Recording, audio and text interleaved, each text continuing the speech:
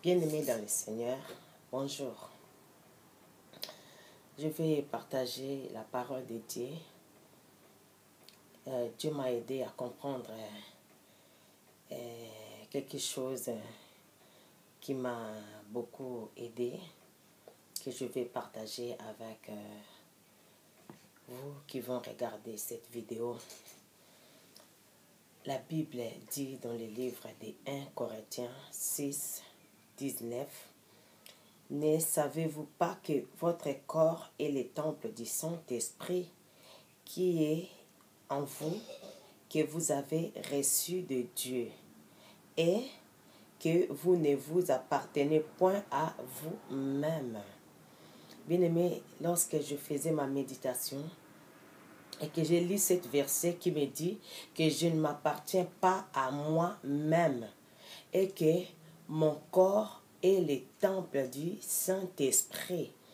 C'est qui le Saint-Esprit? Le Saint-Esprit est Dieu. Alors quand on me dit que mon corps est le temple du Saint-Esprit, cela me fait comprendre que mon corps est le temple de Dieu. C'est-à-dire que Dieu habite en moi. Comme la Bible dit que l'esprit de l'homme est la lampe du Tout-Puissant. C'est-à-dire que Dieu peut vivre dans l'homme, mais il ne vivra pas dans l'homme, dans sa chair. La Bible nous dit dans le livre de 1 Corinthiens que il est le temple de Dieu. Le temple de Dieu, c'est-à-dire que Dieu est à l'intérieur. Alors, où siège Dieu dans l'homme? C'est là que, bien aimé, j'ai compris quelque chose qui m'a aidé lorsque j'ai lu dans la Bible où siège Dieu dans l'homme. Dieu siège dans l'esprit de l'homme. Lorsque la Bible dit que mon fils, donne-moi ton cœur et que j'en ferai ma demeure. Dieu demeure dans le cœur de l'homme. Il n'a pas choisi des châteaux, il n'a pas choisi des villas, mais il a choisi les cœur de l'homme pour en faire sa demeure. Le cœur que la Bible parle, ce n'est pas le cœur en chair, mais c'est l'esprit de l'homme, là où siège Dieu. Bien-aimés, vous savez tous que l'homme vient de Dieu. Comme la Bible dit dans le livre de Genèse, que faisons l'homme à notre image et à notre ressemblance. Je vais donner un exemple. Nous savons, bien aimés, que Dieu a dit que l'eau produise et l'eau a produit des poissons. Et la Bible dit que la terre produise et la terre a produit des arbres. Bien aimés, lorsque la terre a produit des arbres, quand on déracine l'arbre de la terre, bien aimé, l'arbre meurt, il ne peut plus vivre. Quand on enlève le poisson dans l'eau, le poisson meurt parce qu'il dépend d'eau, il ne peut pas vivre en dehors de l'eau. La même chose, lorsque l'homme se détache de Dieu, l'homme ne peut pas vivre. Il est mort quoi qu'il vive. Parce que pour que l'homme vive, il faut que l'esprit de Dieu soit dans son esprit. Et pour que l'esprit de Dieu soit dans l'esprit de l'homme, bien aimé, l'homme doit accepter Jésus comme Seigneur et Sauveur. Lorsqu'on accepte Jésus comme Seigneur et Sauveur, c'est là, bien aimé, que le Saint-Esprit vient en nous. C'est là qu'on devient le temple du Saint-Esprit. Et la Bible dit dans le livre de Jean 1, verset 12 à 13, la Bible nous dit clairement comment est-ce que l'homme est devenu enfant de Dieu et comment est-ce que l'esprit de l'homme, l'esprit de Dieu habite dans l'homme. Qu'est-ce que la Bible dit? La Bible dit, mais à tous ceux qui l'ont reçu, à ceux qui croient en son nom, elle a donné le pouvoir de devenir enfants de Dieu, lesquels sont nés, non du sang, ni de la volonté de la chair, ni de la volonté de l'homme, mais de Dieu. Bien-aimé, tu es un enfant de Dieu, en toi habite l'Esprit de Dieu.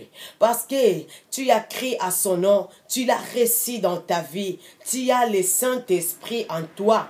Tu as été scellé du Saint-Esprit en devenant enfant de Dieu. Bien-aimé, je vais essayer de te rassurer aujourd'hui parce que beaucoup sont en train de pleurer, beaucoup sont en train de se lamenter, beaucoup sont en train de se poser des questions. Mais bien-aimé, tu n'es pas n'importe qui, tu es l'enfant de Dieu. Toi qui as accepté le Seigneur Jésus comme Seigneur et Sauveur, en toi habite un grand Dieu. La Bible même dit dans le livre de 1 Jean 4:4, la Bible dit que c'est lui qui est en toi est plus grand que celui qui est dans ce monde. Mais combien de fois, bien-aimé, tu pleures? Combien de fois tu te lamentes? Combien de fois tu te poses des questions? Combien de fois tu ne comprends pas que toi tu es le temple du Saint-Esprit. Le Saint-Esprit est là pour te fortifier. Le Saint-Esprit est là pour te rassurer. Le Saint-Esprit est là pour te rayonner de joie. La Bible dit quand on tourne les regards vers lui, on est rayonné de joie. Et nos visages ne se couvrent point de honte. Pourquoi aujourd'hui ton visage est couvert de la honte? Pourquoi aujourd'hui tu te comportes comme tout le monde? Bien-aimé, tu es quelqu'un de différent parce que en toi habite l'Esprit de Dieu, parce que en toi habite le grand roi, parce que en toi habite le maître de l'univers, lui qui n'a pas choisi des châteaux, mais il a choisi le cœur de l'homme pour en faire sa demeure. Il a fait sa demeure en toi, bien-aimé. Il a fait sa demeure en toi. Il a gontifo, il a fait sa demeure dans ton intérieur. Reconnais, bien-aimé, qu'il habite en toi. Bien-aimé, sois sensible et comprends qu'il n'habite pas à toi pour rien. Il habite en toi pour faire de toi un Dieu. Parce que toi, tel que tu es là, le fait que tu as l'Esprit de Dieu en toi, tu es différent des autres. C'est comme l'histoire d'un aigle qui a posé son œuf là où il y avait les œufs du poulet. Et le jour où la poule est venue pour ouvrir les œufs, il a vu qu'il y avait un aigle et il a compris que celui-là ne lui appartenait pas. Mais avec le cœur de maman, il a accepté de lever l'aiglon. Et alors, bien aimé, l'aiglon grandissait avec les enfants de la poule. Alors, ils étaient là, il y avait la différence. Il y avait la différence parce que l'aigle n'était pas la poule. L'aigle est différent. Il y avait là, bien aimé, ils étaient là, ils vivaient ensemble, ils grandissaient ensemble. Mais les enfants de la poule comprenaient que l'aigle n'était pas leur frère. L'aigle n'était pas de leur nature. L'aigle n'était pas de leur ressemblance. Et un jour, la maman aigle, là-haut, il était en train de voler. Il a vu la vision de loin, comme l'aigle a la vision de loin. Il a vu de loin qu'il y avait son enfant au milieu des poule. Il a vu son enfant derrière une maman poule. Alors l'aigle, lorsqu'il a vu, il a dit, il a appelé son enfant en disant, tu n'es pas une poule, tu es un aigle, tu es appelé à voler, tu es appelé à monter plus haut. La vie d'en bas n'est pas ta vie. Et l'aiglon, là où il était, il a compris qu'il y a une voix qui me parle. Il a levé ses yeux, il a vu la maman là-haut qui lui parlait. Alors l'aiglon a dit, je ne peux pas monter parce que je ne sais pas monter. Il lui a dit, non, le fait de monter est en toi. Tu as les ailes pour monter.